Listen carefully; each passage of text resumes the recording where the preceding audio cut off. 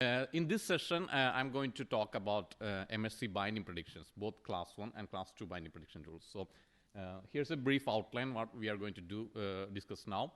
So MHC class 1 binding prediction, class 2 binding prediction. So I will explain how you can use the web online version. So yesterday in the session, I also showed you the two other versions like standalone and API versions, but I'm not going to discuss that again here, only the web or online version. So whatever I had to show about the other versions, I already showed you yesterday. So and if you have more questions, feel free to ask us in the later, afterwards, or you can email us. So I'll be taking you through the web or online MHC 1 and 2 binding predictions, and then I'll show you the TepiTool different interface for the same purpose. And I will talk briefly about the data sets availability at IDB, and then I will also talk about benchmarking of class 1 tools. So this is a project that we just finished. So we did benchmarking of a lot of publicly available class 1 prediction tool methods, and the paper is currently under review at PLOS Computational Biology, but I'll just explain that. And also, I will touch on how you can contribute the tools to IDB. So along the way, I will be explaining how the tool works, different recommendations, and how you can interpret the results, how to select the binders, and there are also some exercises which you can do, you have to do.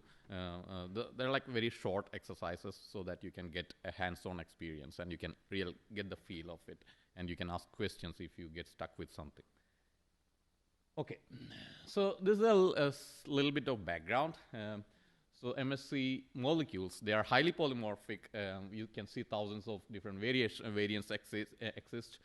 And the MHC peptide binding, it's promiscuous in nature. That means the same peptide can bind with multiple alleles. And you can find these peptide MHC interactions, or the peptides that binds with each MHC molecule experimentally, of course. But it's very time consuming, it's very resource intensive, it requires a lot of money. So if you are dealing with large sets of peptides or protein sequence, or you are doing it on a genomic scale, then it's going to take a long time, a lot of money. You need to, it's going to be very tough. So that's where these prediction tools come into play. So if you have this large set of peptides or pool, and you want to screen that and select a bunch of peptides, or a small set of peptides from that, that's where you can use the prediction tools. So again, like I said yesterday, this is not the final step in selecting the peptides. So once you get the small set of peptides, once you screen the peptides, you have to confirm that experimentally. So I explained briefly yesterday about how we develop these tools. So we have to get experimental data, and we use that data to train different machine learning methods, and we develop a model, and that model is being used to do further predictions.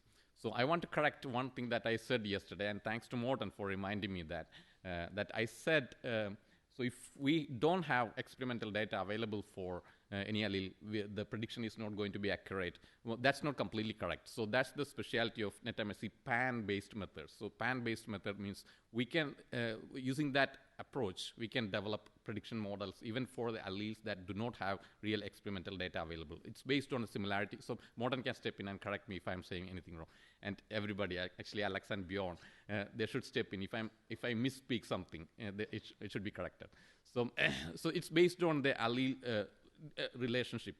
So if we have got, if it's predicting for any allele that has got, so there's an allele for which we don't have data. So that's based on relationship with another allele for which it has data. So it can calculate a distance between the real allele and the allele for which we are doing the prediction.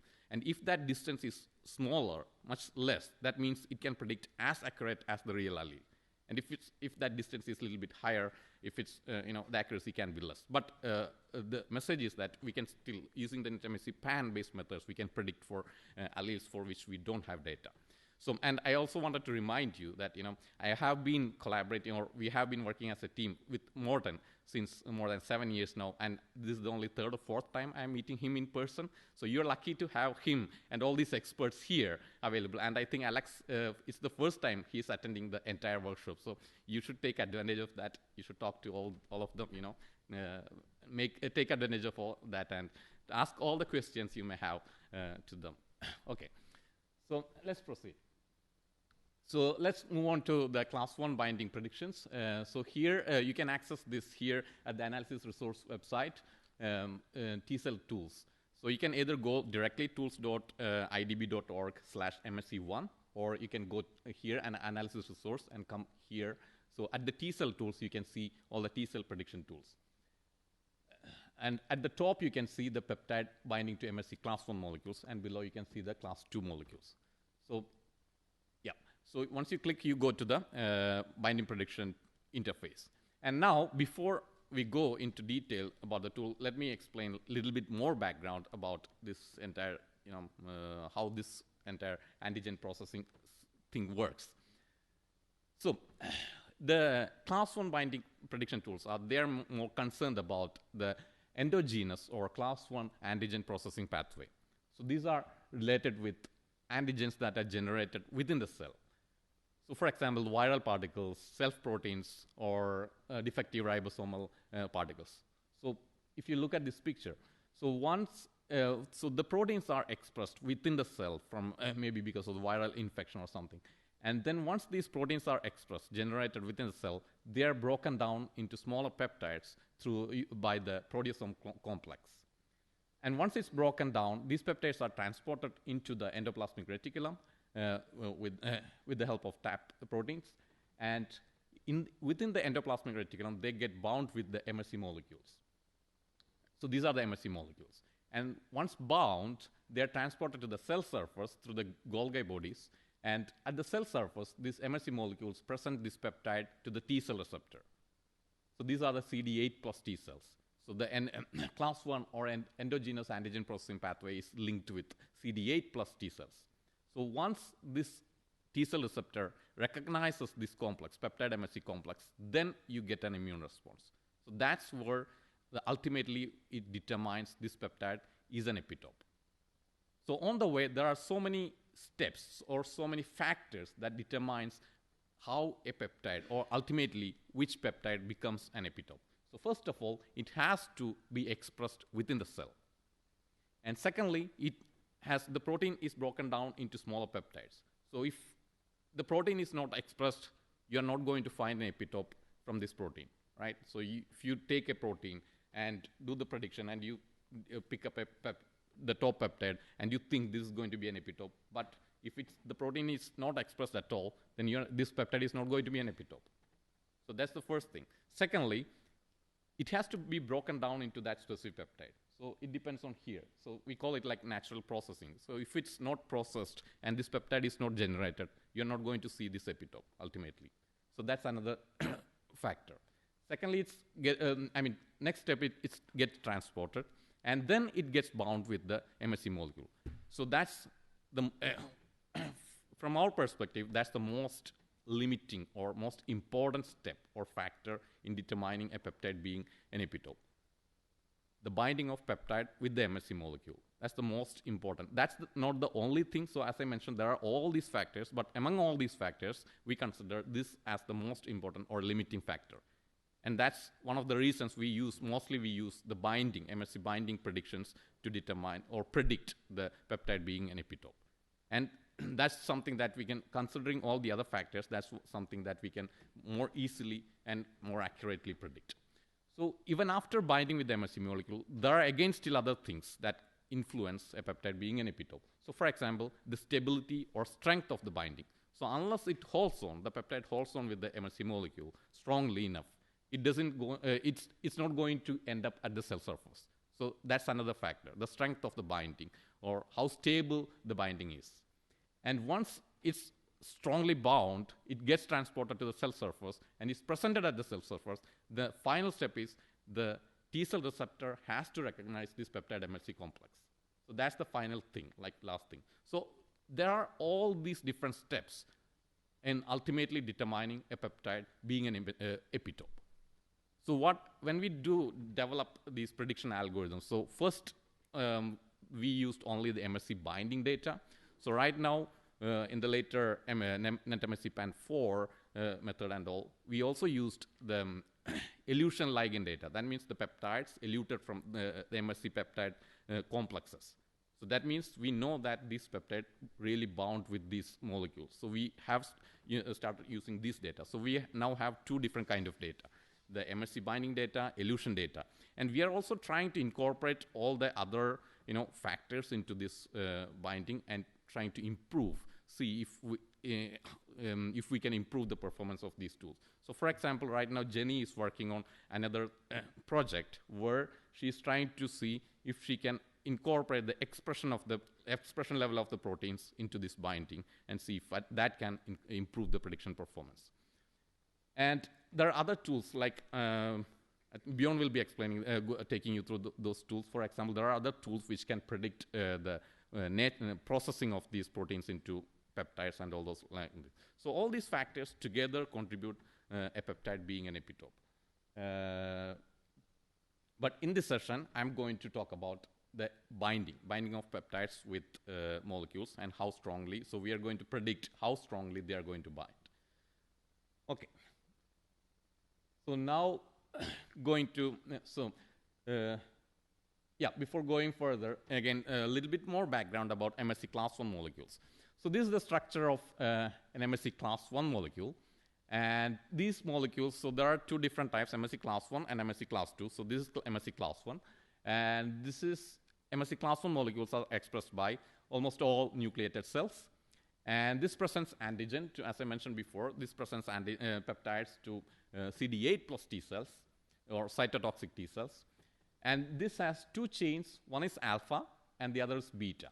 So the alpha chain is the polymorphic chain in case of MHC class 1. So that's the only variant chain. And the other one, the beta chain, called beta 2 microglobulin, it's not variant, it's constant. So in case of class 1, only the alpha chain is involved in the binding of the peptides. And in case of the class 1 molecules, the binding groove, so if you look at this structure, here, it's kind of closed. So this is where the peptide binds, and this is the alpha chain, this is the beta chain. So the binding groove is closed at both ends, and that's why the class 1 molecules can bind relatively shorter peptides, for example, like 8 to 15 amino acids length. And only the alpha chain impacts binding. Okay, now let's come to the online prediction tool. So this is the interface. So if you go to tools.idb.org/MHC1, you end up here. So you already saw this interface yesterday. So we will go in more detail to this in this session. So at the top, you can see where you can paste the sequence. So either you can copy paste or you can upload. So if you have a FASTA file or plain sequence, you can use like in a plain text file and upload your sequence directly here. And that's the space where you upload the sequence. So first you upload the sequence, and on the left-hand side, you can see a link where it will take you to this page, taxonomy browser, the NCBI page, but it will not automatically import any sequence. You will have to copy paste again or upload. It's just a link for you to go there. Okay, and once you have your sequence selected or input, the next step is to select the prediction method. So normally by default, we will not be listing all these methods, only the latest versions will be displayed here. So if you check this box, for any reason, if you want to use the previous versions, if you check this box, you can see all the old versions also. So for example, you did some prediction last year and you want to use the same method to do some prediction or confirm something, then you can check this box and you can see all the previous versions available here. So once you have the sequence, the next step is to select the prediction method. So these are the methods that we have available. One is consensus, which is a combination of different methods. Second one is NetMHC PAN4. That's the latest version of the NetMHC PAN method. And we also have NetMHC PAN3. And so these are all artificial neural network-based methods. And there are some other matrix-based methods, SMM, combinatorial library, pickpocket. And these are all the different methods. So this shows the performance of these methods. So the class 1 prediction methods have relatively very high accuracy performance. Yes. In the previous slide, you showed, here, the versions. That's where a little bit of confusing we had. So if you recommend the latest version being, say, 2.22, does it override anything else that was previously displayed in the previous years? Meaning, so the question is, there are different versions listed here. So if the latest version overrides the previous versions, yes, you should be using the latest version. If it's 2.22, the latest, you should be using 2.22. Yeah. Yes. I have a question about the consensus. In the next slide, you didn't show what is the performance of the consensus using, I don't know how many methods are included in the consensus, and whether it's just a majority vote, or whether you have a smarter way to do a weighted average, or something even smarter to get a better predictions. Yeah. So the question is, in this page, we don't have an AUC listed for the consensus method. So why is it so? Or is there can we get something like an average? So I will explain what is consensus in more detail later. Plus, these performance results AUC mostly come from the reference for each of these specific methods. So I don't know exactly, so this it gives a rough idea, approximate idea how they perform, but they are not against the same data set. So it can slightly vary. And for consensus, the three methods that are used for each time or each allele, it changes slightly. So for each allele, depending on the availability of the algorithm for that specific allele, it can change. So normally it's SMM, combinatorial library, ANN, those three methods are used, but it's not necessary that all those three methods will be used all the time. So in the coming slides, I think it'll be more clear. Okay. Yes. So in your forthcoming benchmark review, you're going to be comparing all these methods against the same data set? Yes. Cool. Okay, so the first question that comes to users' mind is, what method I will choose. So since we are listing all these methods, so we normally recommend choose the IDB. If you are not specifically looking for any specific method, just choose the IDB recommended method. So right now, the recommended method is consensus, and it is a combination of different methods. For example, ANN, SMM, and combinatorial library. Or if any of these algorithm is not available, it goes for NetMHC PAN.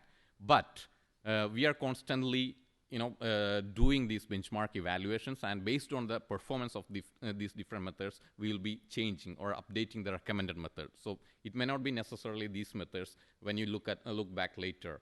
So for example, we did the benchmarking work right now, and the paper is under review. So the NetMHC PAN 4 method came top. So as soon as the paper is released, we should be changing it to the recommended method to NetMHC PAN 4. So that's the importance, or recommend. Yeah, that's a question. So I can't remember if I saw this correctly. It looked like your input sequence was very long and can contain multiple epitopes. Did I see that correctly? Yes. So her question was, not okay, yeah. So I'm just curious now what the output is going to look like, because will those multiple epitopes bind to different alleles? Later. Okay. Yeah. So her question was like, it was a complete sequence. So if all the different peptides are going to be inside that, so I will come to the results later. Okay. So we recommend using the IDB recommended method. So we will be updating based on the benchmark or performance of different methods. So once you have your sequence, you have chosen the method. Next thing is choose the species. Which species? So for class 1, we have all these alleles available for different species. So for example, human, chimpanzee, cow, gorilla, macaque, mouse, pig, rat. So different alleles are available for different species. For class 1. But for class 2, we have only human and mouse. Again, it depends on the availability of data. That's one question. Your species is not on your list. What's going on? You will still want to use the MHC1 prediction. If the species is not here? Yeah. Yeah, his question is if the species of interest is not here, how you can do the prediction. I don't think you can use these algorithms if it's not listed here. But Morten want to say something. Yeah. So in the, going back maybe 5 years, there were no data available for cattle. Right? So, but still we tried to, so that means, and then still we tried to use an MHC pan trained on chimpanzee, MHC, human and mouse, and turned out to actually work surprisingly well, also for cattle. I mean, it wasn't as good as it was for humans and for mouse, but it was way better than random, right? So I would not give up hope. Try to upload your MHC protein sequence to that MHC pan, and then from that sequence, it will extract the pocket residues and then use those to predict, even though the molecule hasn't been characterized by binding data, you might get something meaningful. Yeah. Thanks, Morten. So yeah, one thing that we want to stress again, yeah. So if you have data related to any other species or like MSC molecules, please share it, upload it somewhere, or just email us. Okay, we have this data, so if it's useful to us, we can use it for some purpose. All right, so coming back here, next thing is we select the species, and yeah, so once we have the species, next is to select the alleles. So normally you can select the alleles from this drop-down menu here. So this will list all the alleles, and you can select each allele that you want, and also you have to select length for each allele. So if you are doing the prediction for the same set of alleles and lengths, every time to select, use the drop-down menu and selecting it will be difficult. So instead of, okay, I think I'll come back to that later. You can upload that, so I will tell you that later. So sometimes we get this question. So I'm doing this work and I'm really not sure which allele I should be using. So it's not specific for any population or anything like that. So we get that kind of question. So that's why we are providing this. Okay, so before going there, so this box, by default, this will only show the most frequent alleles. So if you are looking through that list and you are not seeing your specific allele of interest, you should check this box. Then it will show. Okay, uncheck this box. So then it will list. Show only frequently occurring alleles. Yeah, so by default it lists all the alleles. So, but if it's tough, then it will be, the list may be longer. So if you check that box, it will list only the most frequent alleles. Make it a little bit more easier. And yeah, this is what I was mentioning. Select HLA allele reference set.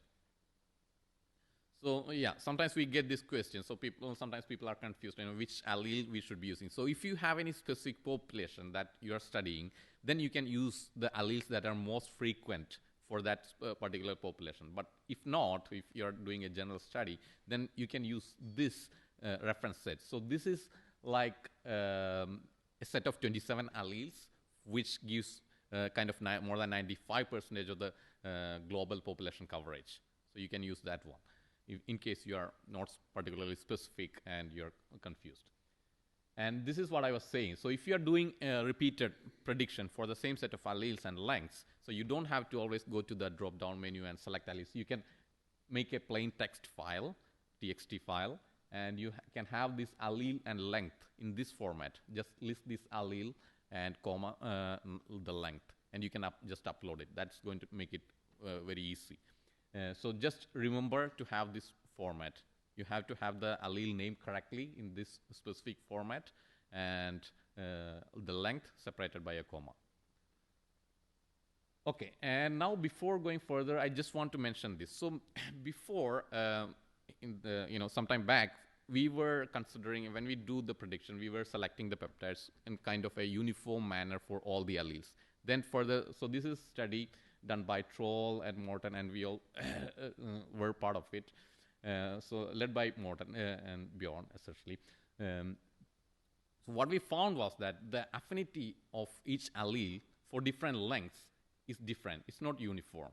So if we are selecting all the different lengths in the same way for every allele, it will not make complete sense. So it's slightly different. So if you look here, so these are for different alleles, and these are different peptide lengths. So this figure shows so there's more details in this paper, but this shows the binding affinity strength.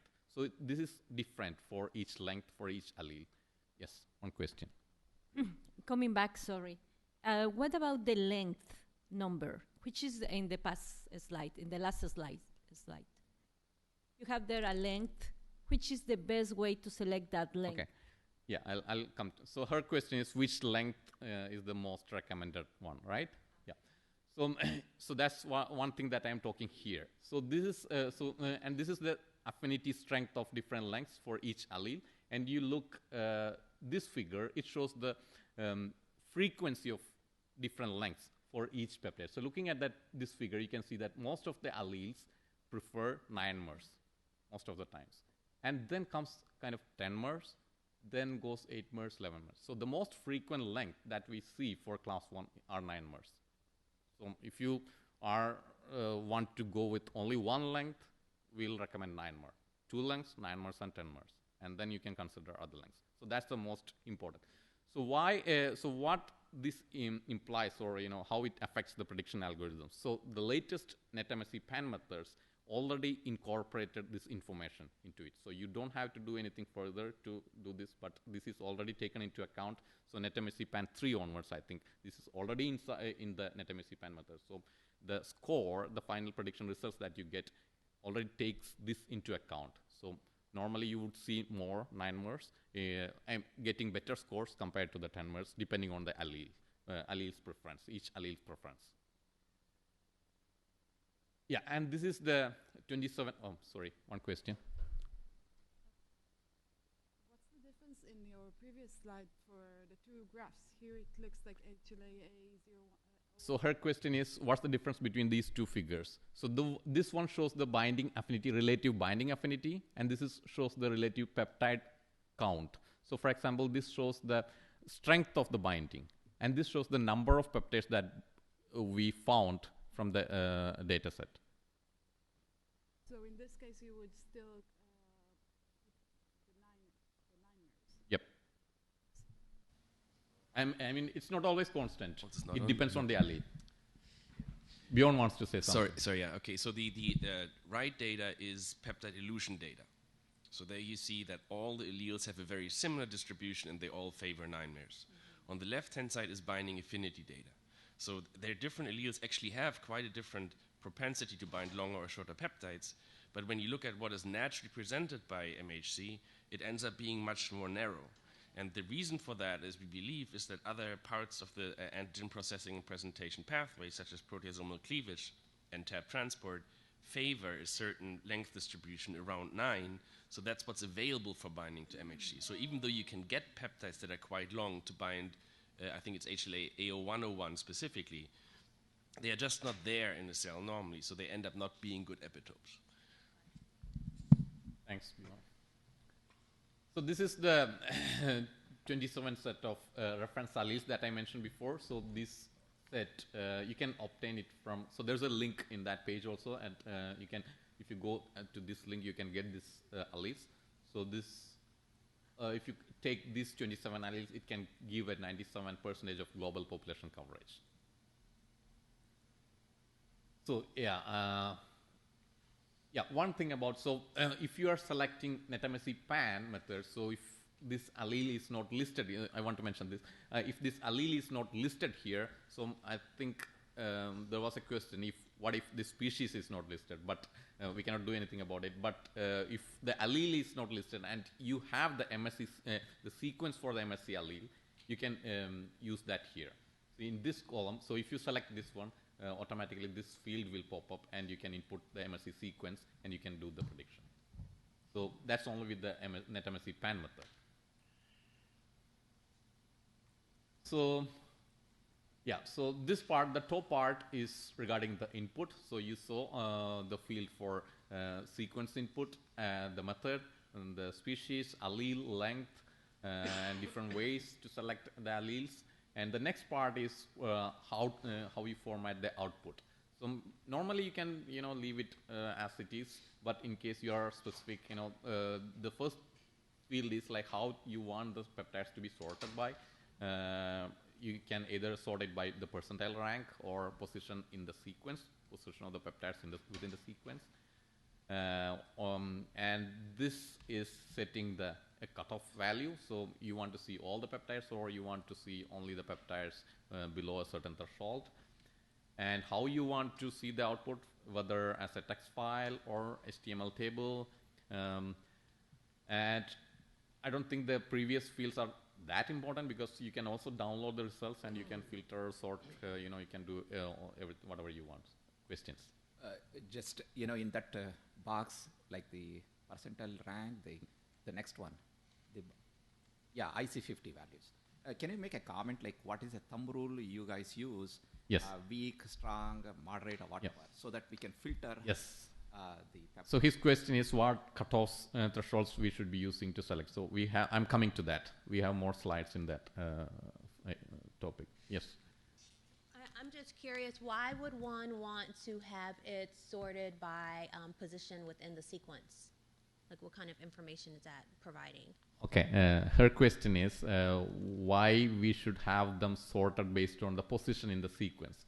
So one reason I would imagine is like, you can see which are the hotspots or, within the sequence. So if you have all of the peptides in a sequence listed this, and you can see which regions are the most prominent or immunogenic regions.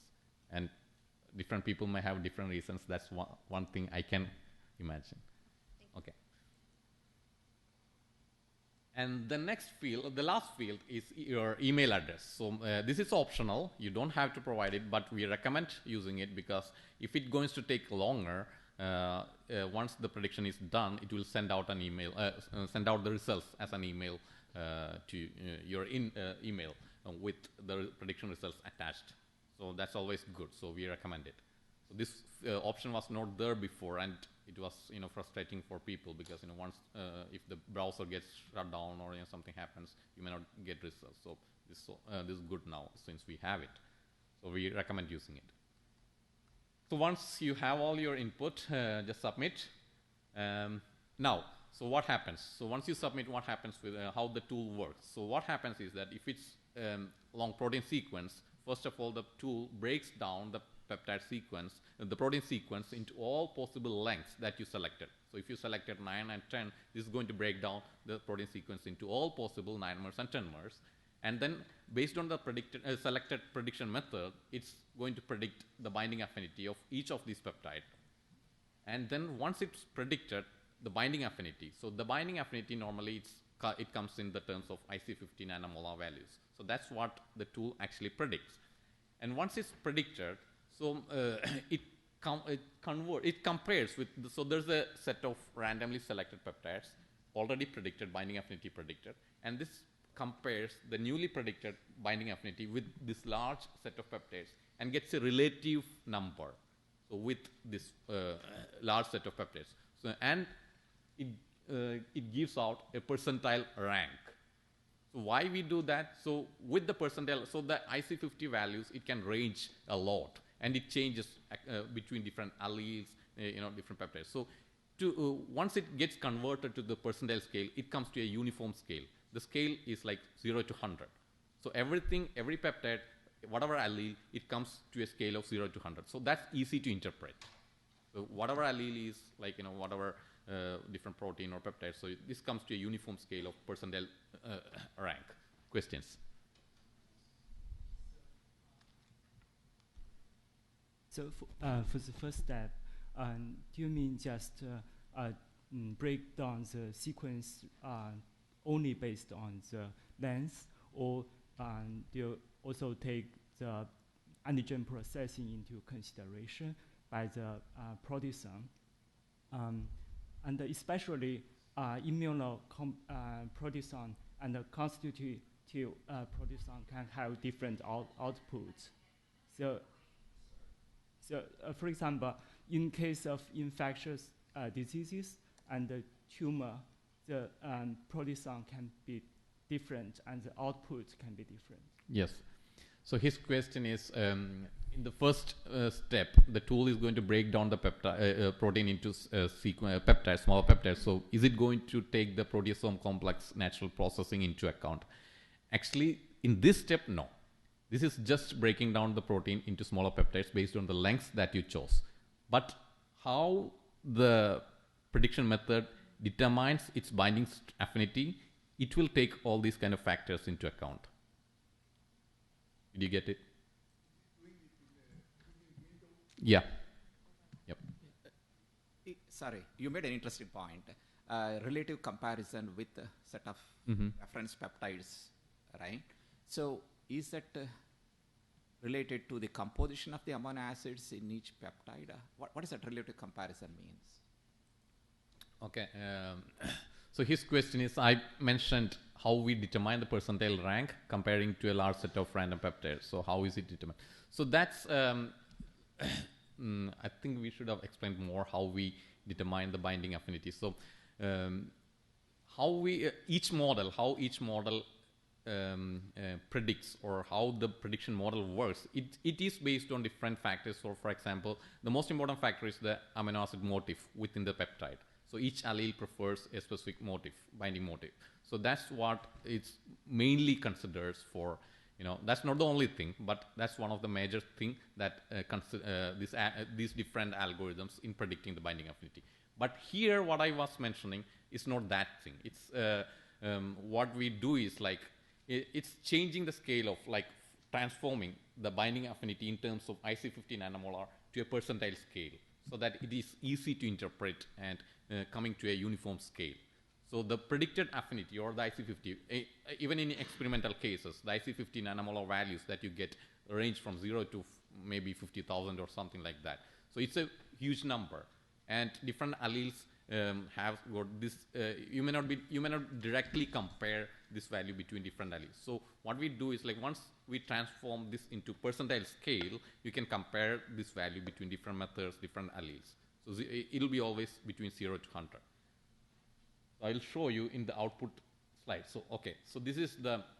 I just comment. Sorry here. Oh yeah, Morten wants to. So this about the percentile rank scores versus IC50 is a controversy going on still in the community. So which is the best value to use when you want to pick your good MHC binding peptides?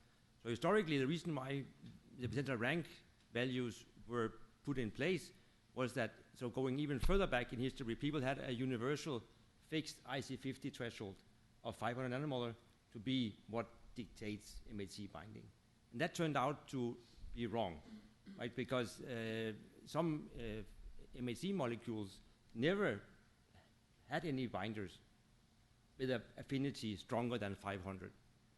And that doesn't make sense. So biology wouldn't have a molecule around if it didn't present peptides to the T cells. So that's why we said something has to be rescaled. So molecules might have different thresholds for presenting peptides to the T cells.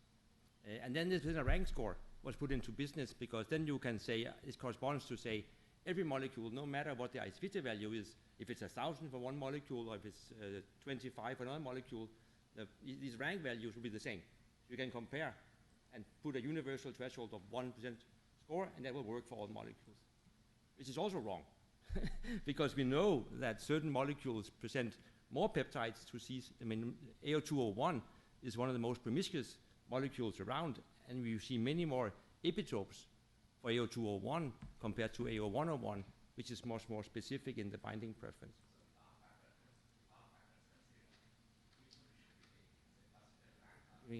I say rank, Björn say something else. So we have to get. I think Sino has more slides with this. You're jumping ahead. Yeah, so we have more slides. I think this discussion will be more appropriate. But I want to emphasize, I differ somewhat with Morten. I don't think that I would agree that it's still controversial whether the best selection is on a relative ranking or an absolute IC50. One thing to say also about the selection using ranking is that it's conceptually easier, because you say, okay, I have this protein and I'm going to make top 50 peptides of the top 1% across different alleles, while it's more cumbersome to say, okay, now I predicted 3 A1 peptides, but for A2 I need to screen 35, and for A11 it's 28 peptides. It's in terms of setting up a screen, it's conceptually easier.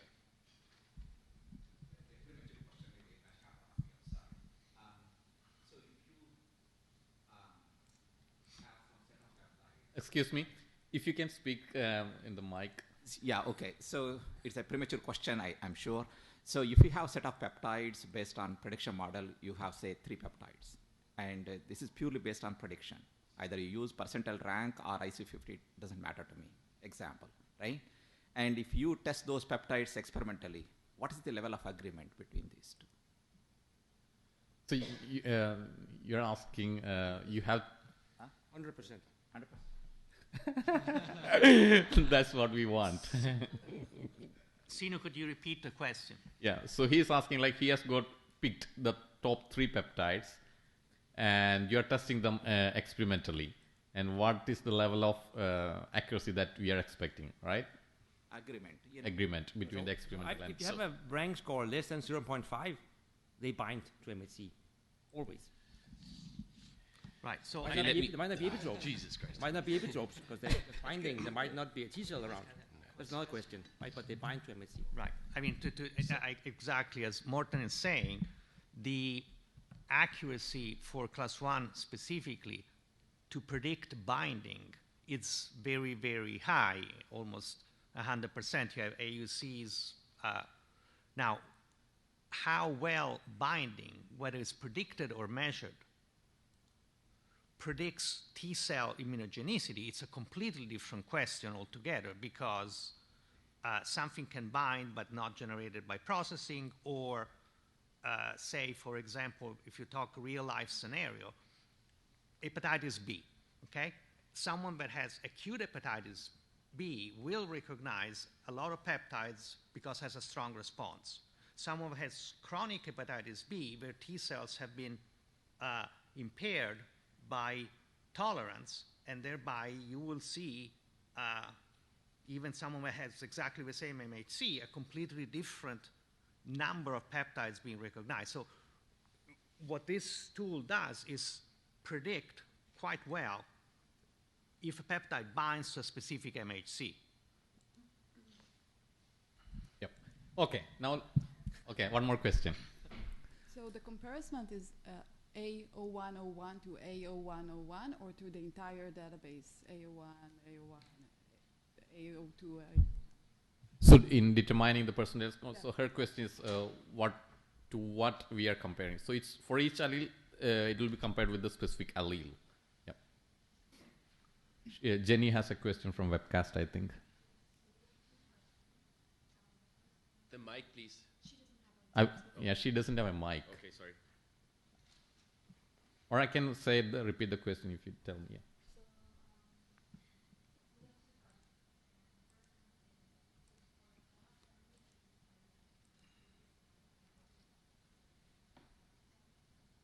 Mm-hmm.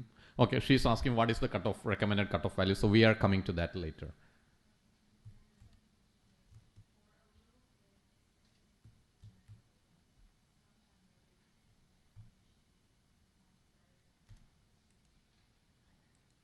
It can be true, for some peptides.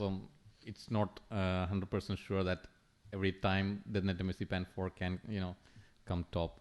So yeah, it can differ based on different methods. Yeah. So whenever we say the performance in AUC or whatever value, it's kind of an average or overall score. It's not, so you will see some,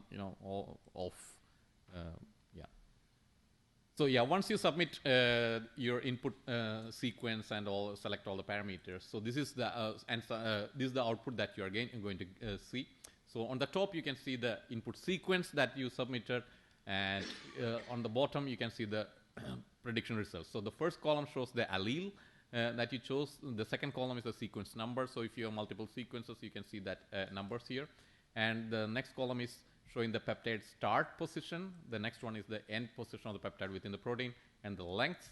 and this is the peptide sequence, and this is the method, prediction method that was used. So in case you were using consensus for this allele, these were the two methods that were available, and those two were used.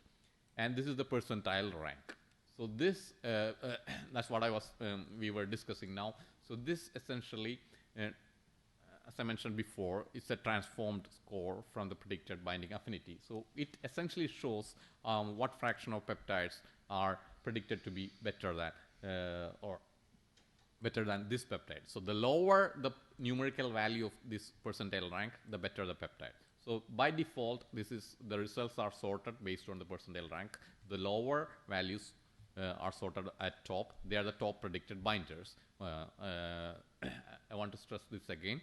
The lower numerical value means better binders, good binders. And so you can, there's a box, small box here. You can click that to expand the result.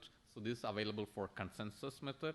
So once you expand it, you can see, like, you can see the prediction results from these included methods here. So here NN and SMM were used.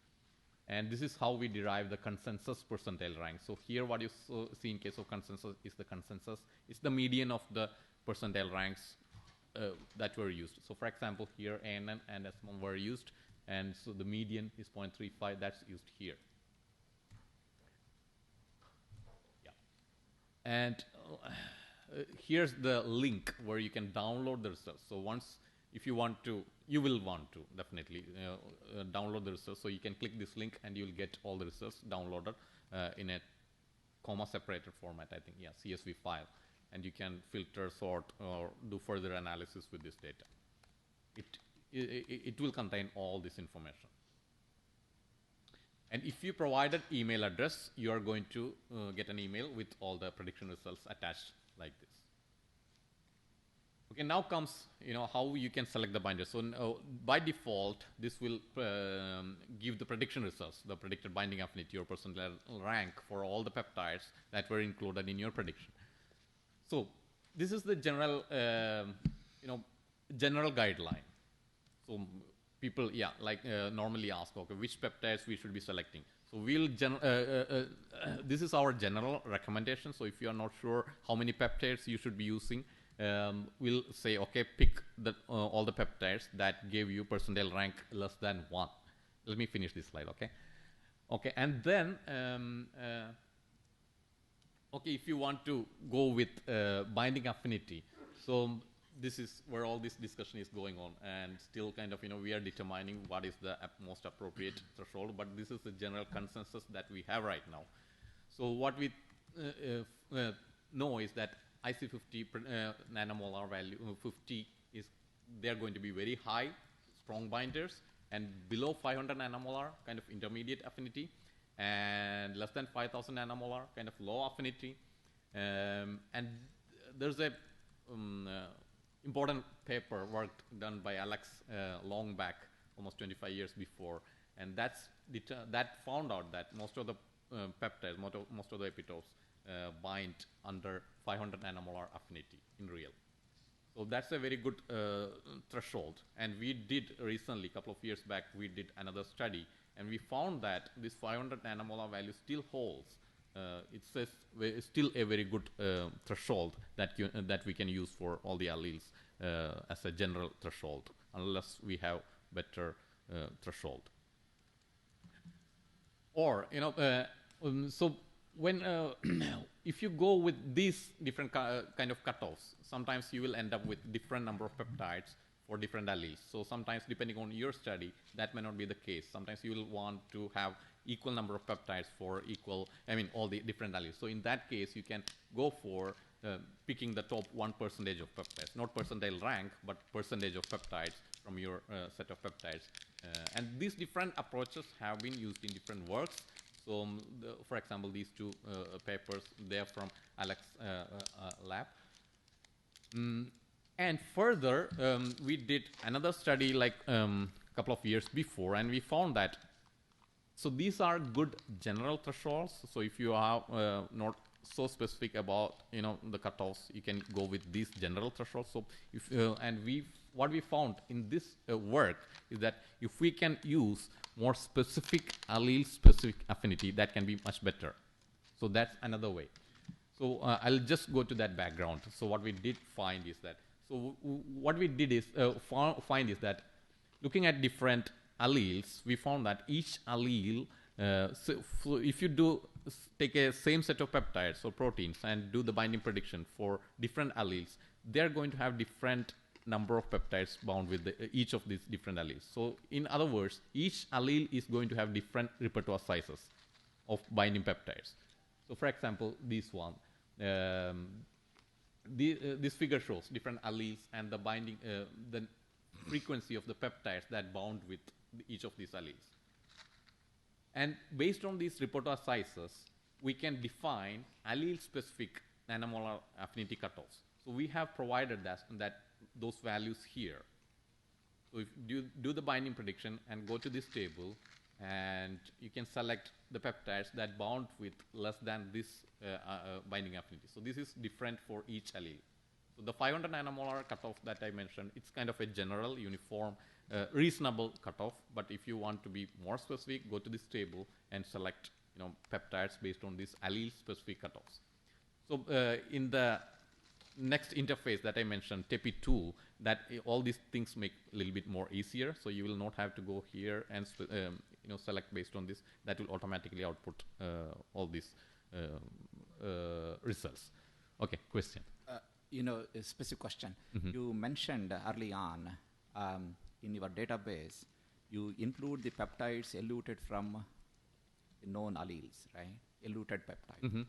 So suppose if I choose IA of K or IA of IEK in mouse system, and if I look for the peptide sequence, can I make an assumption that the peptides, whatever I'm going to get, speaking about the self-antigens, are the peptides that are known to bind to that allele already embedded in your database, or maybe I'm rephrasing. So let me make it clear to myself. So are you asking about the database or? Yeah, something? database. You said you have included the data coming from the eluted peptides. Yeah. So my question is, do you know all of those peptides that are supposed to bind to those specific alleles? All of those peptide information is embedded in this database.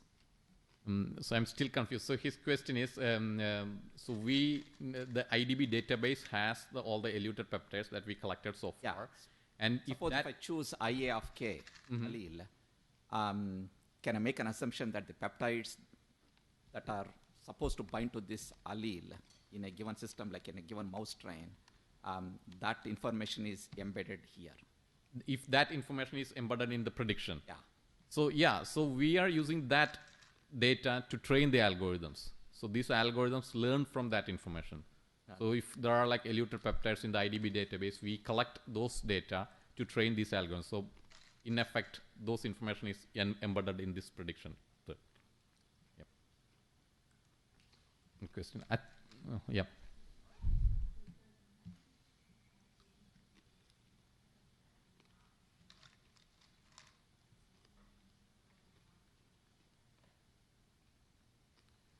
The question is if NetMHC PAN takes into account the peptides that protrude from the MHC binding pocket. Morten, do you want to comment on that? So in principle, the model can predict those atypical binding modes.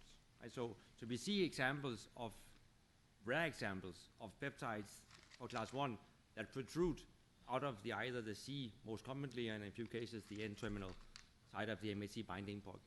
And the tool can... Excuse me, Morten, can you check if your mic is on? I think it's on, yeah. So the method can predict those, but they are rare. So you see them rarely predicted because it's a rare phenomenon.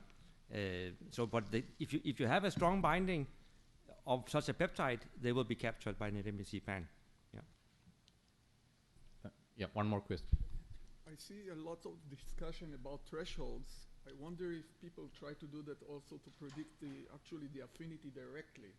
The same way that people do survival analysis, they try to predict the time of survival, but they don't look actually the time of survival, but the ordering of the time of survival. And then you don't commit yourself to a threshold.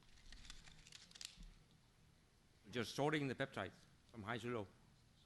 But where do you cut them? You have to find a way to cut that list. Predict the affinity.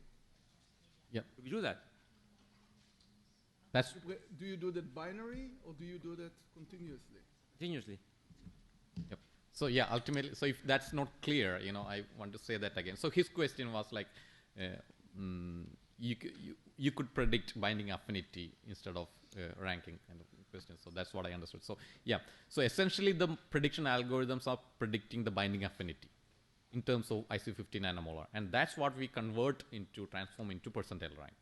So yeah, we get a continuous values prediction scores.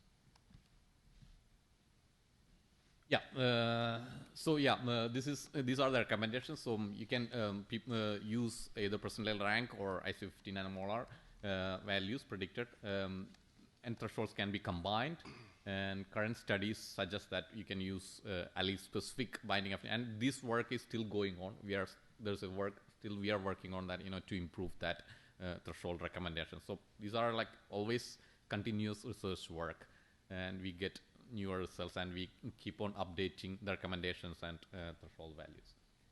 And I also wanted to mention this, the alternate approaches. So by this, what I mean is that ultimately what the prediction tools provide is rank the peptides or sort the peptides based on the predicted binding affinity or strength. So ultimately what you get is the list of peptides ranked or sorted based on the binding affinity. So depending on your study or your case, your need may change. For example, if you use 1 percentile rank cutoff, you end up with very few peptides, but you are thinking, oh no, I need more peptides to study. Then you can just extend the threshold, essentially, select more peptides. But the thing is, there's chance that more, false positive can be there as you extend, go further. So what I wanted to say is, like, depending on your study, you can you take the prediction results, and depending on your study or how many peptides you want to experimentally test or how many peptides you want to study, you can select the top ranked peptides for your need. Okay, so that's a walkthrough of how you can use the tool and how to get the results, how to interpret the results, and how to select the binders. And now we will be going through an exercise, but before that, a couple of questions. Talking about that percentile rank, there is any suggestion in your experience, a cutoff with the number of affinity that is giving me here some numbers, and I would like to know. Coming back to the MH1 binding prediction results, the table. Is that table? This one? No, the one before, that one. That percentile rank, we have different numbers. You say the lowest the number, the best prediction on affinity. In your experience, there is a cutoff that I can take into account to not taking all the others peptides? Yeah, so she's asking what cutoff you should be using to select the top binders. So, so this is the percentile rank. That's what I was explaining till now, and you can go with this percentile rank scores. And what we generally recommend is, if you're asking me, which are the best top predicted binders, I will say, okay, take all the peptides with percentile rank less than 1. So that's the general cutoff value. But if you want to go more specific, you can go to allele specific binding affinity. No, yeah. Question. The question I had was, for example, could you have your own set of reference sequences? For example, if you were thinking about a particular class of proteins, and then you had some strong evidence that your collection that was not immunogenic or did not have sort of responses, could you use that as a reference set to then derive percentile ranks for any new target sequence? Probably not in the case of, like the web tool, but if you had like a local install, could you use a separate set of reference sequences against which to derive your percentile ranks? So if I understood it correctly, you're asking, you have a reference set of sequence for which you know how strongly they bind, and can you use that as a reference relative? You can use that, yeah. But there's no way you can combine that within the tool. But yeah.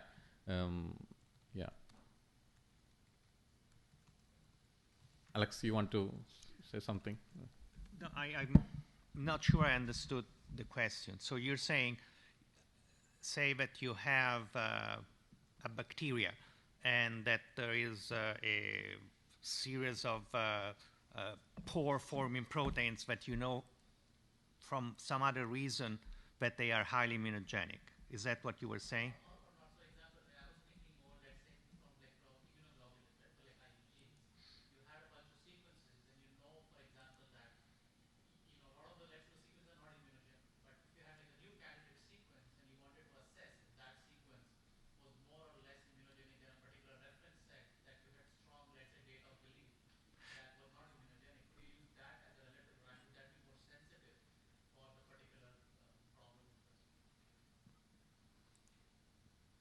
So again, if the reason why the set of proteins is non-immunogenic or immunogenic is not related to binding, that might be confusing in the sense, say, immunoglobulins are not immunogenic because of self-tolerance, then it would not be. However, if you say, I would like to know how my protein X predicted binding affinity compares to the predicted binding affinity range of a set of other proteins, yes, you could enter both sets of proteins in the tool, and then the prediction will be ranked, and so you will see that, say, your protein X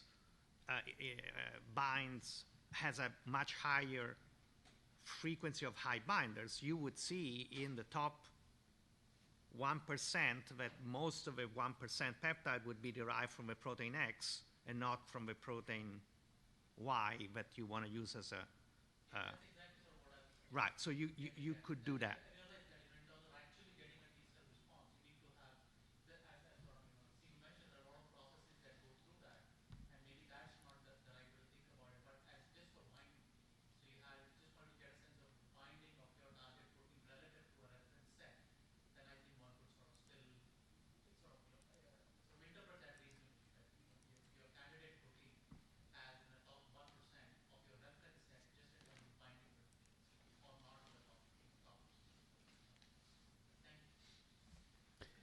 All right. So now it's time for an exercise.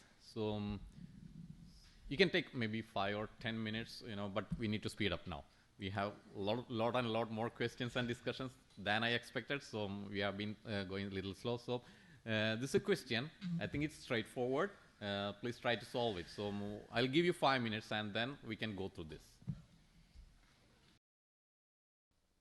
Okay, how is it going? Did you get the results or stuck with something? So let's take a look. So you must have gone here, NCBA protein, and you must have got the protein sequence, and then copy pasted the sequence here and selected the method as IDB recommended, select the species human, select the allele, length,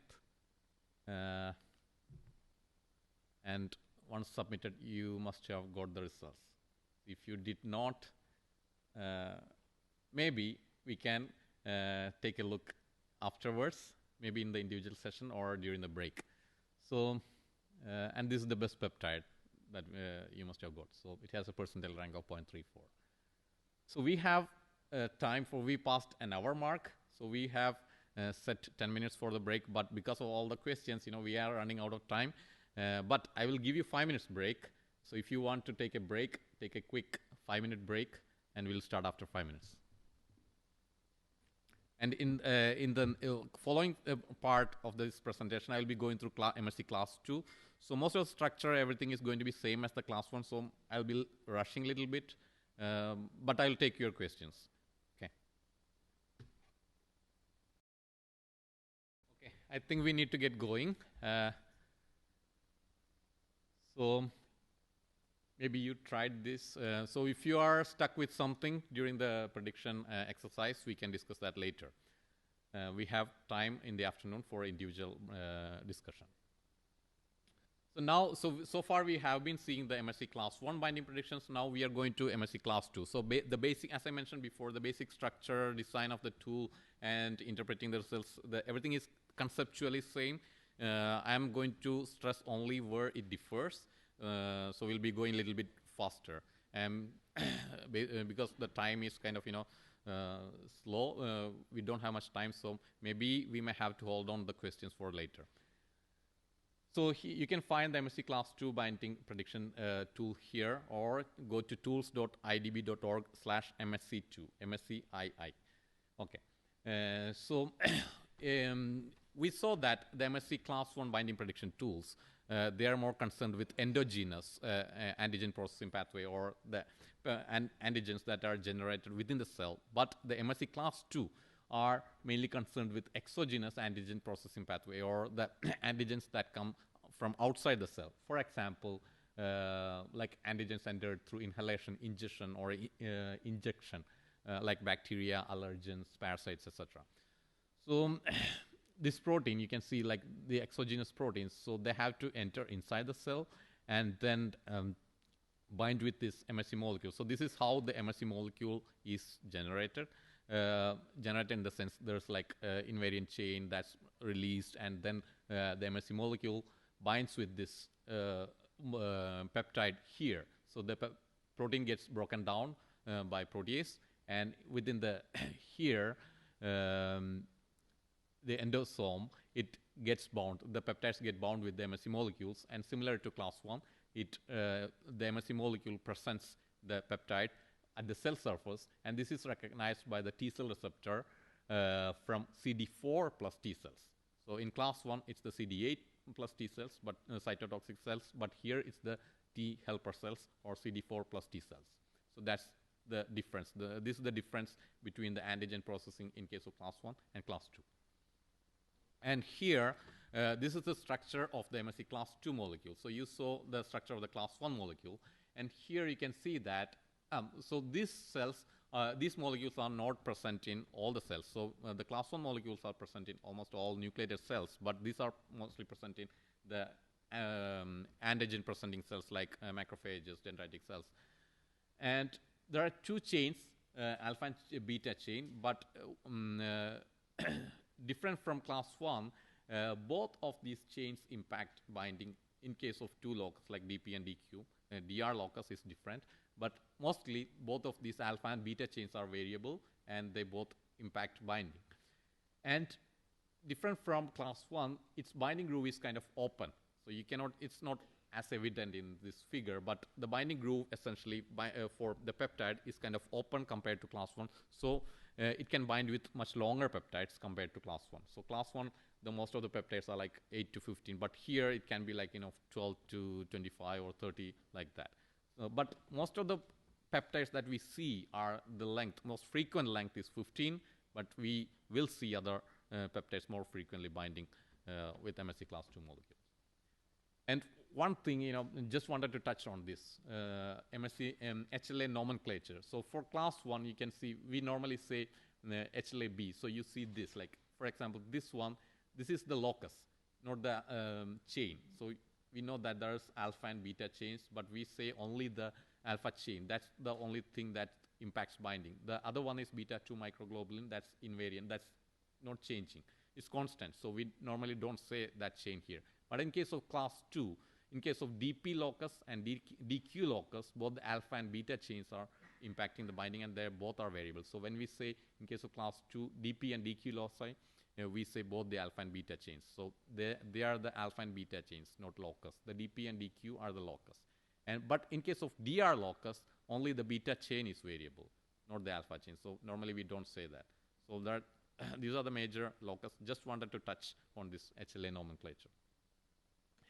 Okay, now coming to the class 2 binding. So different from class 1, since the binding groove is open, there are certain things that are kind of more challenging to develop class 2 algorithms compared to class 1 algorithms. One of the thing is that there's even though it can bind with longer peptides, there's a binding core within these peptides which really interacts with the binding groove or MHC molecule. So that's what we call binding core. So it's normally a 9 amino acid binding core within the longer peptide.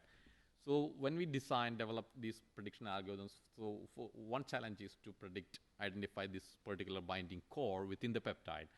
And this needs proper alignment with the binding core, with the binding groove of the MHC molecule.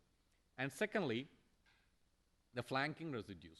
So the residues next to this binding core, they also impact binding. They also interact with the MHC molecules. So the composition of these flanking residues, the length of these flanking residues also affect the binding. So that's another kind of challenging thing compared to class 1. Then there are other issues, for example, like availability of data. So compared to class 1, the data availability is a little bit lesser for class 2. And altogether, what I want to say is like, the performance, what we see for class 2 methods are not as great as, it's not bad, but it's not, I don't want to convey anything negative, but just want to stress that for class 1, we have much higher performance. But for class 2, the performance is not as high as class 1. So we are still working on that, trying to improve, retrain the algorithms, and as we get more and more data and more and more retraining is done, it gets improved. And I think I forgot to explain this before. So AUC, what AUC is, if somebody is wondering, like, this is called area under the curve. So we plot ROC curve. So this is a metric that's normally used to measure the performance of classification algorithms like this binding prediction algorithms. So this ranges from 0 to 1, the AUC values, and 0.5 means it's completely random. So the higher the value, the better the performance is. So the latest MHC class 1 prediction algorithms, so for example, in MHC Pen 4, it has got very high 0.97 or something like that, so very high performance.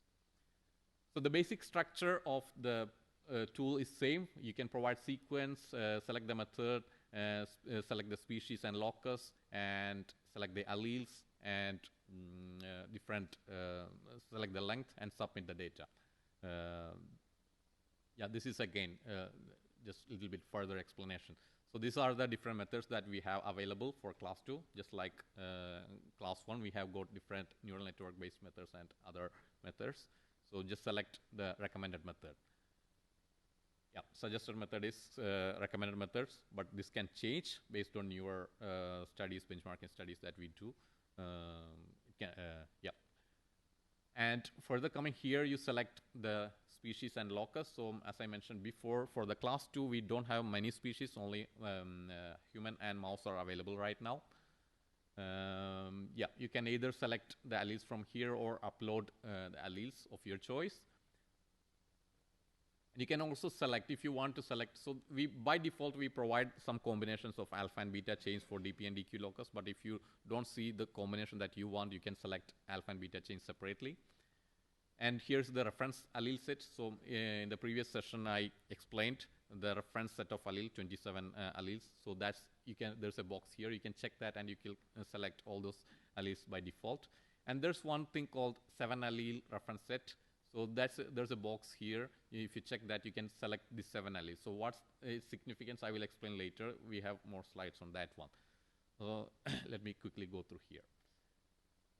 So, and here, the length selection. So until recently, we had only prediction algorithm for length 15, but now with the latest release, we can predict more for more lengths in case of class 2.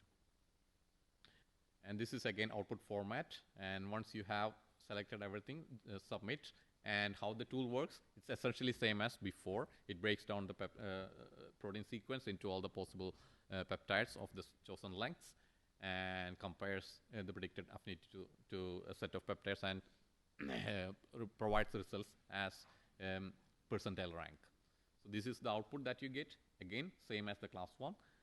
You can see all the alleles, peptides, used method, and percentile rank. And here you can see one thing. This is something new. It's called what we report is adjusted rank. So again, in case, like I mentioned before, we found that different alleles have different preference for different lengths. So in case of class 1 algorithms, this is already incorporated. So what you are getting is like the percentile ranks already contains that information. But the percentile rank that you normally it outputs, it does not contain that information in case of class 2. So that's why we are providing an adjusted rank which takes this frequency of the peptide lengths into account. So you can use this adjusted rank. So in future release, we'll be merging that together, and you'll see only one percentile rank here. So you can click this box, and you can see the expanded results for all the prediction results for all the included methods, just like class 1, and the cutoff here. So what you should be using, again, you can use percentile rank or binding affinity, but we recommend just go with the percentile rank. And what cutoff you should be using. So in case of class 1, we mentioned go with 1 percentile rank, but for class 2, we are setting it a little bit higher, go with 10 percentile rank or IC50 1000 nanomolar, because as I mentioned, the prediction accuracy for class 2 is not as high as class 1. Yeah. So select all peptides with IDB percentile rank less than or equal to 10. Oops, sorry. I pressed wrong button. Thank you. And again, like I mentioned before, if you are not getting enough peptides for you, you can adjust that, and then select as many peptides as you want, or you can reduce the number of peptides that you want to study. Yeah, so that's about it. So I don't think we need further explanation for how you get the results, how you interpret the results and all. So in this slide, I'm trying to explain something called issue of overlapping peptides. So what happens is that if you submit a protein sequence, it essentially breaks down the protein sequence into all the possible peptides of that length. So what this, in case of class 2, I mentioned the binding core. So what it looks for is the binding core.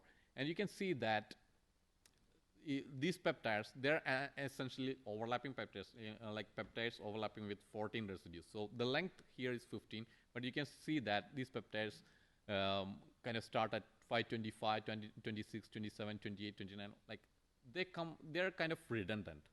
So they start from neighboring residues, and they all share the same binding core. So if you are like going to synthesize these peptides for experiment, you don't really have to synthesize all these peptides. It's kind of redundant.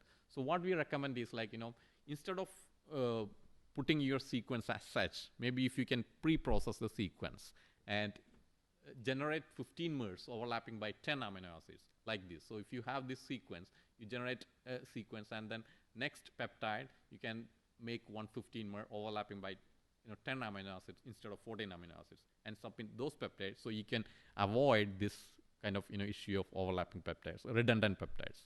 So why 15 by 10? We recommend that because 15 is the most preferred length for class 2. That's not the only length, but kind of most preferred length for class 2 molecules.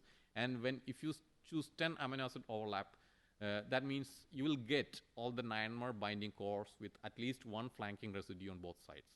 So that's a recommendation. No, you don't have to necessarily do that, but that's what we recommend to avoid these overlapping issues. So if you didn't do that, you may have to, you can also do post-processing kind of, once you get the results, you can just avoid, exclude all the, redundant or mostly overlapping peptides.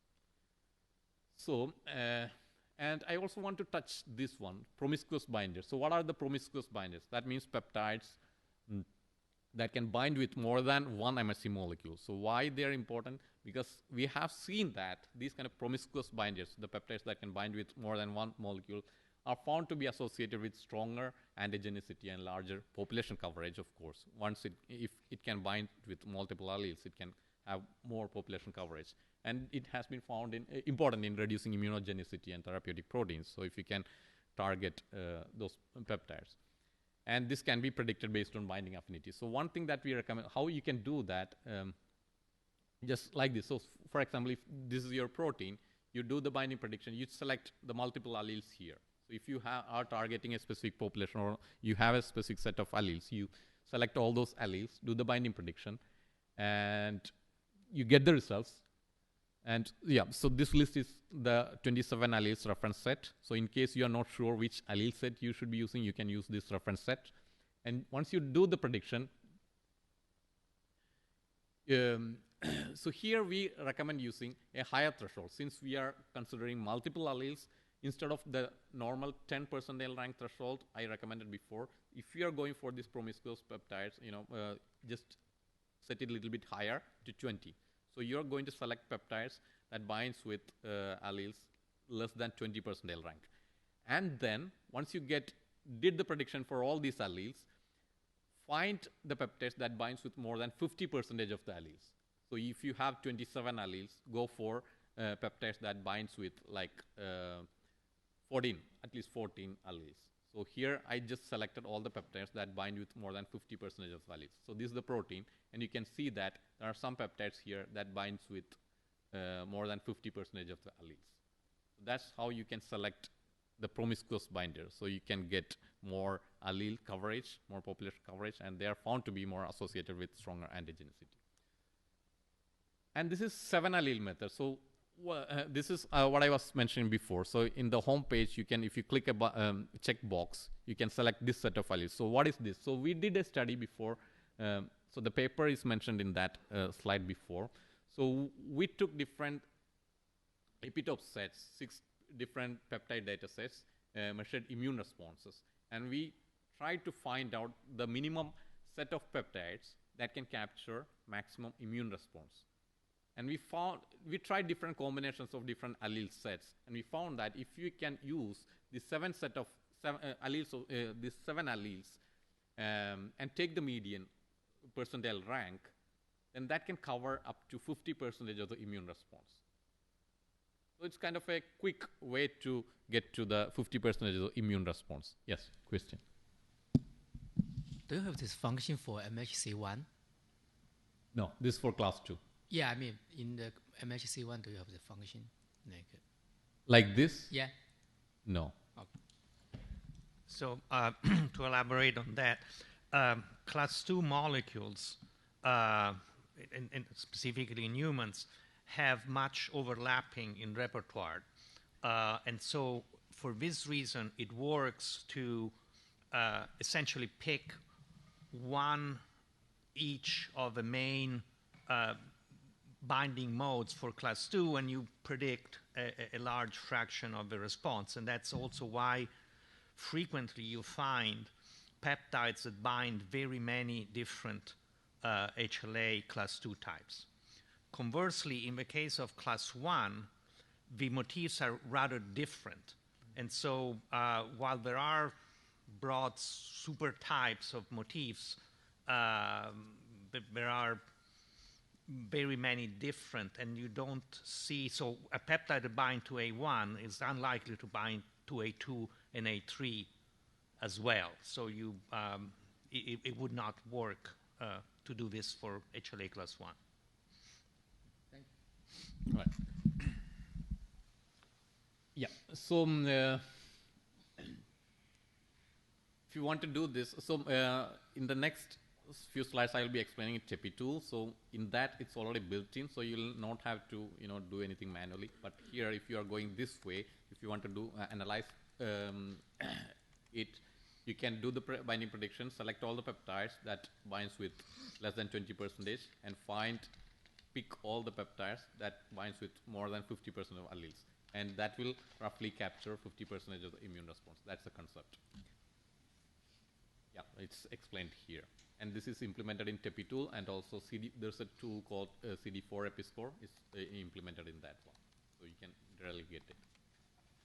So here's a question, self-practice question. It's essentially same as what you did for class 1. So I'm not going to make you do it now because we are running out of time. So you can do that later, and please let us know if you get stuck with something. Okay. Essentially, the question is how you predict the alleles from the given set of 6 MHC class 2 alleles to which this peptide can bind. We have 6 different class 2 alleles. There's a peptide 15-mer. How you do it, predict the binding affinity for this peptide, select all these 6 alleles, and identify the alleles with consensus personnel rank 10.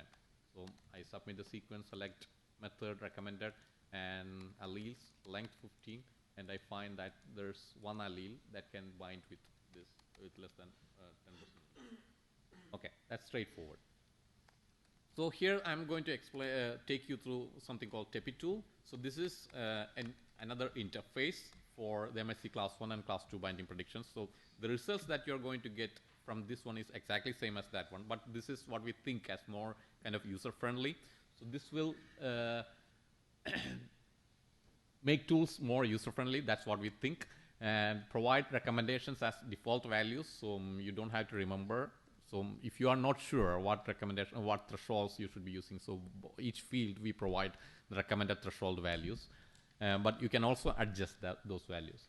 And at the end, if you go with the traditional, the legacy, the MHC 1 class 1 binding tools, if you go with that tool, the final results that you get is like the prediction results for complete peptides, and then you get confused, okay, which one to select and like that. But this interface, this tool, will give you a consensus result set of peptides based on your input parameters. But you can also get the complete results, but essentially it will, at the top you will get a consensus, concise set of peptides that are chosen based on your input parameters. So this is like a step-by-step wizard. Like there are 6 steps. So in the first step, you provide the sequence, either copy-paste or input the sequence as a file. And I also wanted to mention, right now we are in the process of making a newer fancy interface. So we'll be updating it shortly, maybe next year. So the work is currently going on. So always expect something new and fancy from us. Okay, so in the step 2, you choose the species and the MHC class which you want to predict. And on the right side, you can see your selection so far. And here on the step 3, you can select alleles. So we are providing some default sets. So the first one is select from list from frequently occurring alleles, which alleles with frequency higher than 1. And then second one is select from list of all the available alleles. And you can see the reference 27 alleles and all that. And then you can also upload the alleles. And you can see your selection so far here. And on the fourth step, you have to select how you want this to be processed, like different lengths. So either you can select apply default setting for lower number of peptides, or default settings for moderate number of settings. So based on that selection, this will change whether you want to keep the duplicate peptides within the sequence or how many lengths you want to select. So if you go with the custom selection, you can choose your own lengths like 9, 10, 8, 9, 10, like that. So I'm not going to complete details, but this is something, user interactive kind of thing. You can try it yourself and then let us know if you have any questions later afterwards. And there's also an option for conservancy analysis. So like you saw yesterday, the tool.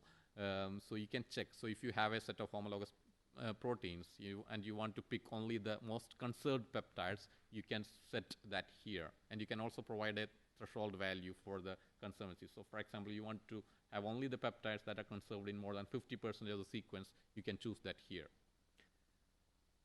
Yeah, so here, these are different settings. Like, for example, if you're selecting for moderate number of peptides, you will have lengths 8, 9, and 10, 11 included here. And if you're going for high number, all the different lengths available are included. And if you're going for custom selection, you can choose your own lengths, whichever lengths you want. And this is the conservancy that I was mentioning. If you want to select only the peptides that are conserved in certain percentage of sequences, you can set that here. You can choose like 50 or different conservancy level.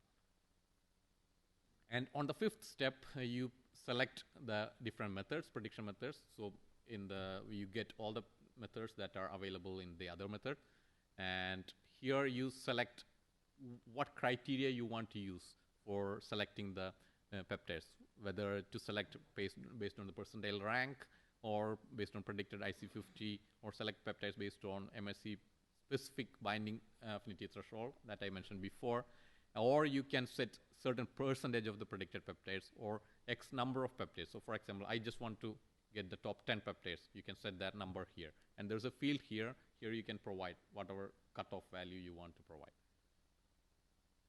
So Yeah, this I already mentioned it. So if you are selecting for, based on predicted IC50, you can set it here, 500 or 1,000 or whatever value you want. So by default, we provided 500. So that's what I was mentioning. So we always provide a recommended or general threshold value. So if you want to adjust it, you can do it here.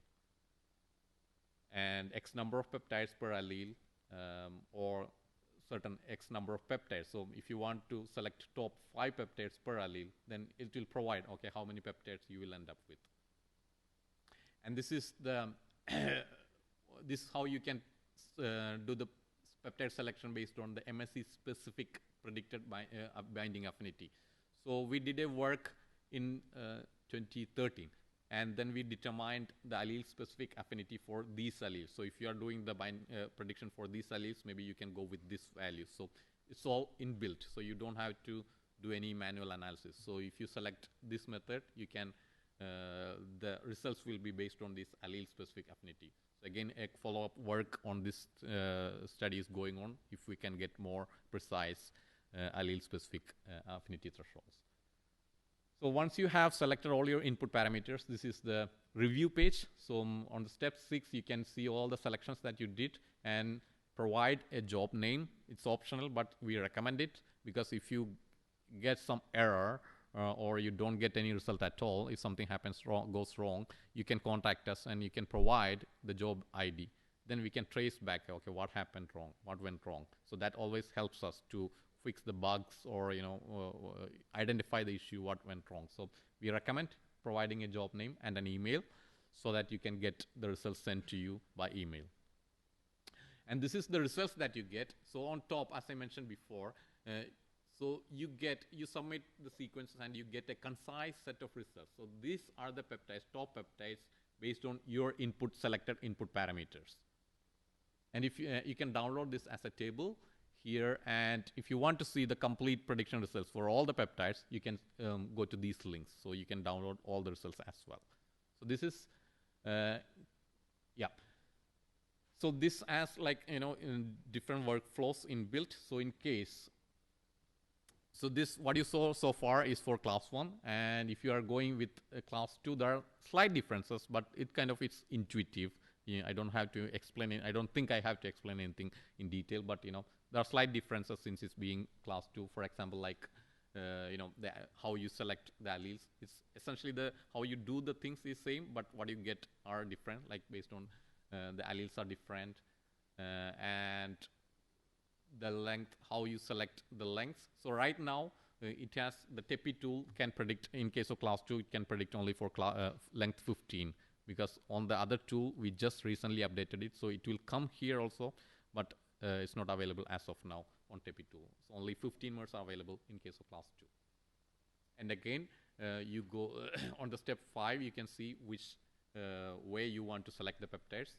So you can provide the thresholds. So the default threshold values given here, it's 10. For class 1, it was 1. So okay, I'm just going fast through because it's all same. So I'm just quickly going through this. And again, you get the results essentially same as the class 1.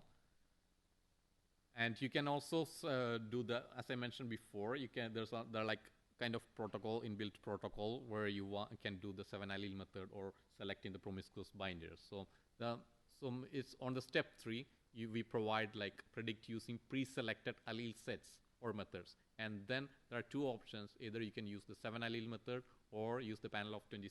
So here it says 26 because at that time we didn't have prediction algorithm for 1 allele, but now it's 27. So you can either choose the first 7 allele method or 26 reference set of alleles. And then you can just proceed. So you don't have to worry further about other parameters. So it's all provided as default.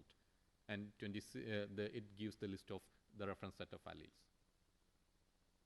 Yeah, so that's the TepiTool. So please give it a try and let us know if you get stuck with something. So it's kind of intuitive. It provides all the default recommendations. I mean, all the recommendations as default should be straightforward. So if you get stuck with something or you have any question, please let us know afterwards. So now, so that's about the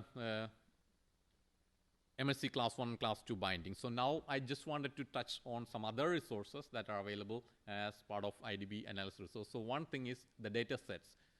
So there's a tab on top. You can see datasets. So this may be more interesting for the tool developers. So where you can download the different data sets that we have used historically for training the algorithms. So for example, you can see all these different data sets availability. So there are some reference papers associated with each of these data sets. So you can use that. And this is the benchmarking study that we did recently. So this is, I just want to quickly go through this. So this paper is currently under review at PLO's Computational Biology. So what we did is, like, we wanted to have a comprehensive benchmarking done for the class 1 tool. So first we compiled a list of prediction tools that are publicly available. So there were like around 44 tools. So what happens is that every time somebody publishes a new tool, new method, they do benchmarking their own and then present a performance value, for example, AUC value. But that's not the way we want to compare different tools. So when we do a proper benchmarking, it should be against the same data set. You should be using the same metric, not like, So what happens is most of the time, when we develop, people develop a tool, they tend to evaluate the tool based on the same kind of data that they used for training. So it kind of, it creates some kind of bias into that evaluation. So we wanted to use the same set of data against all these different methods. So we got a comprehensive data set from vaccinia virus. It's in this paper, explained in this paper. And what it had is, like, it had all the eluted peptides from these two mouse molecules, H2 of D of B and H2K of B. And also took all the epitopes that are identified from vaccinia virus. And we took this data set. So what it essentially contained is, like, we had a complete comprehensive list of all the possible epitopes, not binders, epitopes from vaccinia virus. And we considered all the other peptides that can be generated from the vaccinia virus as negatives. So we know now for the vaccinia virus genome, all the positive peptides that give an immune response. And so that's what we are trying to achieve ultimately, the epitopes, the peptides that can generate an immune response. And we did compare all these methods, and we found that the NetMSC PAN4, L means these are trained on eluted ligand data. I mean, it can predict peptide being an eluted ligand. So there are two different approaches. Either, it can provide two different outputs, either peptide being an eluted ligand or binding affinity score. So the NetMSC PAN4 method came top, and you can see the performance like 0.977. That's like almost getting to 100%. So those two methods came top, and we have those are the two top performing methods that are available. And I also wanted to mention the other methods. So MHC Flurry, a method called MHC Flurry that came recently, and that's also performing really good. It's a neural network based method. And there are other methods like NetMSC PAN3, NetMSC 4, IDP consensus. They come in this order. And you can see here, like, for class 1, all these methods gave very high performance. They all have like above 0.95 AUC values. So yeah, and this is the speed comparison. So what we found was that the neural network based methods, they are the best performing methods, but they're kind of a little bit slower compared to other the matrix based methods. But so these are matrix based methods, for example, SMM and all. So maybe if you have to do large genomic scale evaluations, maybe something you can consider is like, okay, first you use the SMM based, if you don't have time. If you have time, of course, go with the neural network based. If you don't have time, maybe you can first screen used on matrix based method, and then further filtering can be done by neural network. And this is a slide that shows, like, okay, you can do the selection, peptide selection based on mass spectrometry, experimental based selection, or you can go with the prediction. So which approach you should be using. So this is a comparison for that. So what we found is that if you're going for 50% of the immune response, you can go with the mass spectrometry. That's more accurate than prediction. But of course, think of all the labor that has to go into the mass spectrometry. So you can consider which one you can follow. So that's about the benchmarking. So the paper, we expect it will be released soon. and you can get more details later. And before I conclude, I also wanted to touch on this contribute tools. So the IDB is actually a hosting platform for all these tools. So not most of the tools are developed by our team, but we also host tools developed by other people. So we already have a couple of tools developed by other teams. So we are always welcoming tools from other people. So if you have, or if you know somebody who develops some tools, and if they want us to host it, please contact us. More details are provided here. And that's the summary. We saw class 1 and class 2 binding prediction tools. We took a look at TepiTool, datasets, benchmarking, and how you can contribute tools to IDB. So I just want to stop here. You may have questions. I think we can have that questions later because we are kind of running out of time.